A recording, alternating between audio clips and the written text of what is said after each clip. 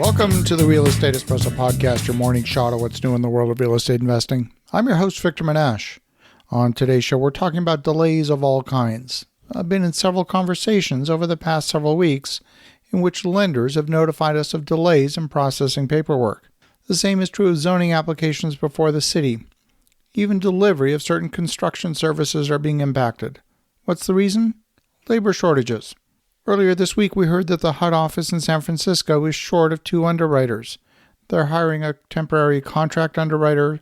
They simply lack the staff to analyze the files that are in front of them. To make matters worse, the volume of refinance activities at an all-time high due to low interest rates. The office has a 45 to 60-day queue in assigning an analyst before they even look at a file in detail. One of the waste disposal companies we use on our construction sites recently purchased 60 new waste bins and another truck. But we're having a hard time getting timely delivery and pickup of waste bins and recycling bins. What's the reason? Staff shortages. We have multiple zoning applications in front of several municipalities. The hearing dates keep getting delayed and delayed and delayed. We were just notified of a 2-month delay in processing one zoning application. What's the reason? You got it.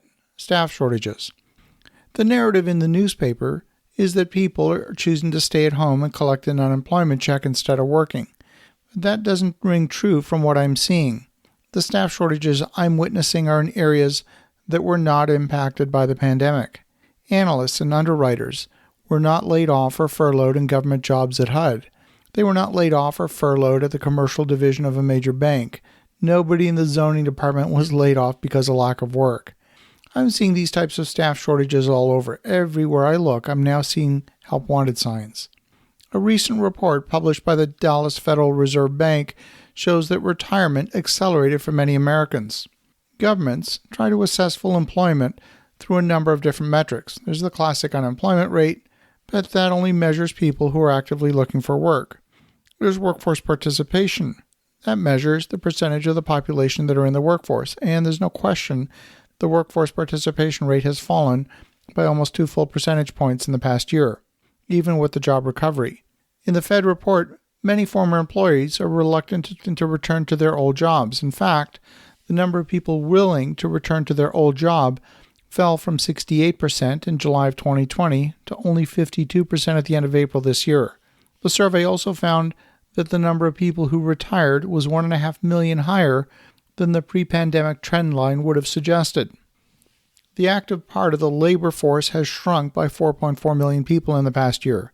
2.6 million report that they are retired, and 1.3 million report that they are caregiving family members.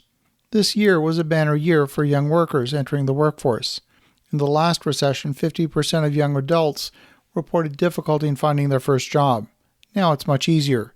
The question is, how many of these folks who identified as retired or caregivers will eventually return into the workforce?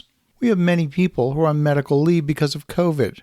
These are the so-called long haulers who contracted the disease and recovered, but continue to have symptoms for months after the disease was no longer present in their body. This number is estimated at 2.5 million people. Early retirement has been accelerated for many in the airline and hospitality industries. For example, my brother-in-law has been a captain on Air Canada for much of his career. He was offered an early retirement package that would essentially pay him 3 years of salary and advance his retirement by an additional 4 years. In essence, he'd be retiring 7 years earlier than otherwise expected. Companies looking to fill staff positions will eventually resort to offering increased salaries and hiring incentives like hiring bonuses. But once that happens, existing staff pay scales will also need to be adjusted. This too will have an inflationary impact on prices across the board. Finding qualified staff seems to be an issue. At the end of March, there were 1.6 job openings for every person who was listed as unemployed. The job market is not perfectly efficient, and sometimes the job openings don't match the skills that are being looked for, or sometimes the jobs are in a different location. Some people have seen their investments increase in value over the past year, and for some it was in the stock market, others it was in real estate. They might have concluded that the increase in the value of their portfolio meant that they can afford to retire now instead of a few years from now. But as we saw in the wake of 2008, some retired individuals re-entered the workforce after they experienced a financial hit from the financial crisis. So if we were to see a fall in real estate prices or a fall in the stock market, we could anticipate a number of people re-entering the workforce. At my company, we're actively growing the organization.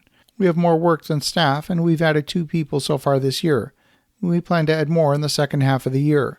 But in our case, we recognize that we're unlikely to find people who can step into a role fully qualified. We expect to have an extensive training period, and this represents an opportunity for tremendous professional growth for those candidates that come into the organization. As you think about that, have an awesome rest of your day. Go make some great things happen. We'll talk to you again tomorrow.